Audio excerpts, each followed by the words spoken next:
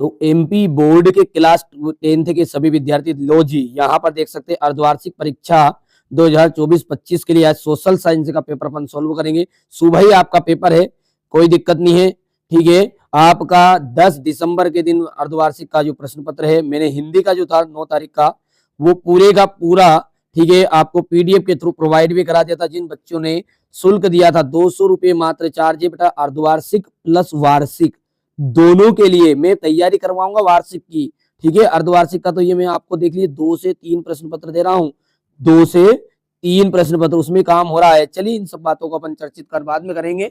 और चलिए शुरू करते हैं। इनमें से कौन सी रबी की फसल है? तो रबी की जो फसल है वो कौन सी है? रबी की फसल है आपकी चना, एकदम राइट रहेगा। देश का सबसे पुराना कृत्रिम पत्तन कौन सा है? तो देश का सबसे पुराना कृत्रिम पत्तन है चेन्नई। क्या आंसर रहेगा? चेन्नई। प्राथमिक क्षेत्र की जो गतिविधियां है वो क्या है? प्राथमिक क्षेत्र की गतिविधि आ जाएगी आपकी मछली पकड़ना। जो खेती बाड़ी से संबंधित काम होता है ना वो आ जाएगा। गन्ने से शक्कर बनाना ये खेती बाड़ी का काम नहीं, ये उद्योग का काम है ना, तो उद्योग का काम आता है द्वितीयक में। मानव का निर्माण करना और ये बैंकिंग, ये जो तीनों दो चीजें, ये आपका सेवा क्षेत्र तृतीयक वाला है। भविष्यवाणी के अनुसार 2025 में कितने लोग जल की नितांत कमी को झेलेंगे? कितने लोग जल की नितांत कमी को झेलेंगे? तो 20 करोड़। 20 करोड़। सिहली को राजभाषा कब घोषित किया गया?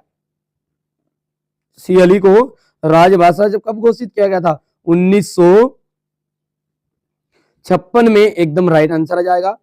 और अगला देखते हैं यहाँ पर, ठीक है। पृथ्वी का कितने प्रतिशत भाग जल से घिरा हुआ है? तो आपका 3/4 भाग जल से घिरा है। कितना? 3/4 भाग जल से घिरा। विभिन्न देशों के बाजारों को आपस में जोड़ना ही, विभिन्न देश के बाजारों को आपस में जोड़ना ही क्या कहलाता है? आपका वैश्वीकरण कहलाता है। क्या कहलाता है? वैश्वीकरण कहलाता है। आगे बढ़ते हैं। कपास जो है वो नए युग का प्रतीक है। किसका? नए युग का, नए युग का प्रतीक है, ठीक है। चलिए इसके बाद में आगे बढ़ते हैं। लीजिए अब आगे, समाज जो विभाजन जो है सिर्फ भारत में ही कौन सा? जातिवाद। जातिवाद जो सामाजिक विभाजन है ना वो सिर्फ भारत में ही देखने को मिलता है। भारत जो है, भारत ही संविधान, भारत और राज्यों का क्या घोषित किया गया? तो यहाँ पर देख सकते हैं अपन संघ घोषित किया गया। क्या किया गया था? संघ, ठीक है। और बेल्जियम जो है, बेल्जियम यूरोप का एक छोटा सा देश है। किसका? यूरोप का। क्षेत्र के श्रमिक वस्तुओं का उत्पादन नहीं करते। किसके क्षेत्र के? तो तृतीयक क्षेत्र के। किसके? तृतीयक क्षेत्र के आ जाएगा आंसर। आदि से ज्यादा, आदि से ज्यादा, अब देखिए आदि से ज्यादा जो गरीब आबादी है, जो गरीब है वो कौन से? बांग्लादेश में। करेंसी, करेंसी का मतलब क्या है? देश की सरकार जिसे प्रतिकृत करती है। चाय, चाय का आपको हो जाएगा असम।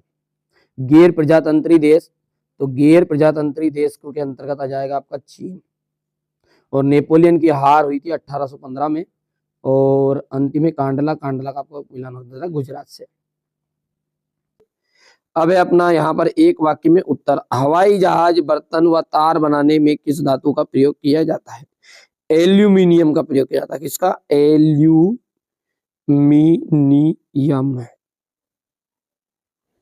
एल्यूमिनियम का। साइमन कमीशन कब भारत कब पहुंचा? साइमन कमीशन जो है 1928 में, 1928 में भारत पहुंचा था। लैंगिक विभाजन सिर्फ काय पे कहां पर आधारित है? तो लैंगिक विभाजन जो है वो आपका सामाजिक अपेक्षा पर आधारित है। किस पर? सामाजिक अपेक्षा पर। लिख देता हूं मैं, सामाजिक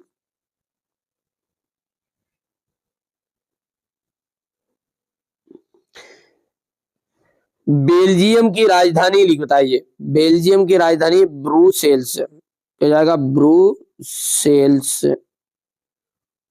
जीडीपी में सबसे अधिक योगदान किस क्षेत्र का है? तो तृतीयक क्षेत्र का है। किसका? तृतीयक क्षेत्र का। उद्योग की स्थापना, विस्तार व निवेश की उदार नीति को हम कहते हैं उदारीकरण। क्या कहते हैं उसे, उदारीकरण। देखिए बेटा, आपका 10 तारीख के दिन पेपर है, तो 9 दिसंबर की शाम को जरूर देखिएगा इस चैनल पर, जो भी वीडियो डाले सामाजिक ज्ञान से रिलेटिव पूरा डालना। मैं 100% श्योर आपको पूरी चीजें प्रोवाइड करा दूंगा। हाँ, एनुअल एग्जाम के लिए मैं 6 मॉडल पेपर अभी से दे रहा हूँ, अभी से मॉडल पेपर बेटा, वो तो वार्षिक के लिए तो कोई लीक होता नहीं है, अर्धवार्षिक के अपने हम जुगाड़ तुगाड़ करा देंगे, पर देखिए वार्षिक का नहीं हो पाएगा। तो वार्षिक के लिए क्या करना, आपको 6 मॉडल पेपर में जो दे रहा हूँ, डिस्क्रिप्शन नंबर है, कॉल कर लीजिएगा, PDF पूरी प्रोवाइड करवा दूंगा, है ना।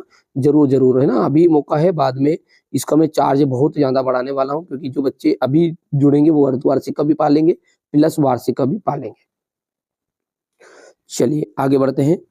एक सत्य है अब आपका, बेरोजगारी की आशंका के कारण जो नए मजदूर है, नई प्रौद्योगिकी जो कारण जो मजदूर है नई प्रौद्योगिकी को पसंद करते थे, नहीं चिढ़ते थे वो। भारतीय संघ की कई इकाइयों को बहुत ही कम अधिकार है, तो ये आपका सत्य रहेगा। भारतीय रेल मार्गों की लंबाई एशिया में सबसे अधिक है, असत्य रहने वाला है। गरिमा और आजादी की चाह ही लोकतंत्र का आधार है, सत्य रहेगा। भारतीय रेल नेटवर्क में 14 जोन से बांटा गया, तो ये आपका सत्य रहने वाला है। यहाँ निष्कर्ष निकालना सही होगा कि मापा नहीं जा सकता वहां महत्व नहीं रखता, तो ये बिल्कुल आपका सत्य रहने वाला है। ठीक है, इतनी सारी चीजें कंप्लीट कर लीजिएगा। चलिए आगे बढ़ते हैं। मिट्टी की विशेषताएं बतानी है। मृदा अपरदन से क्या तात्पर्य है, समुच्च जुताई।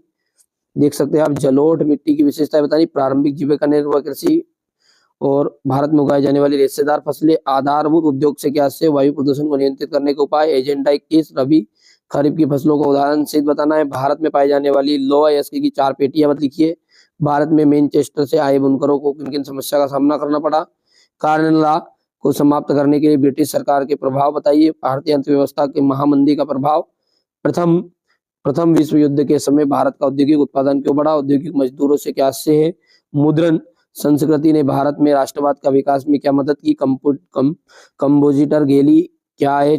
चेकबुक गुटका से क्या से है। 18वीं व 19वीं सदी में चाप खाने की नई तकनीकों में इसके आने का प्रभाव क्या पड़ा।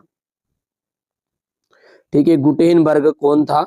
मुद्रण संस्कृति में उसका योगदान लिखिए। प्राथमिक क्षेत्र की 2 विशेषताएं बताइए। मनरेगा की उद्देश्यों की व्याख्या कीजिएगा। बहुराष्ट्रीय कंपनियों से आप क्या समझते हैं, उदाहरण सहित समझाइए। श्रम कानूनों का लचीलापन कंपनियों में कैसे मदद करेगा। मानव और दूसरे जीवधारी पारिस्थितिक तंत्र की एक महत्वपूर्ण भूमिका निभाते, स्पष्ट कीजिए। यहाँ से आप देख सकते हैं ये सारे क्वेश्चन आपके 100% श्योर इस पे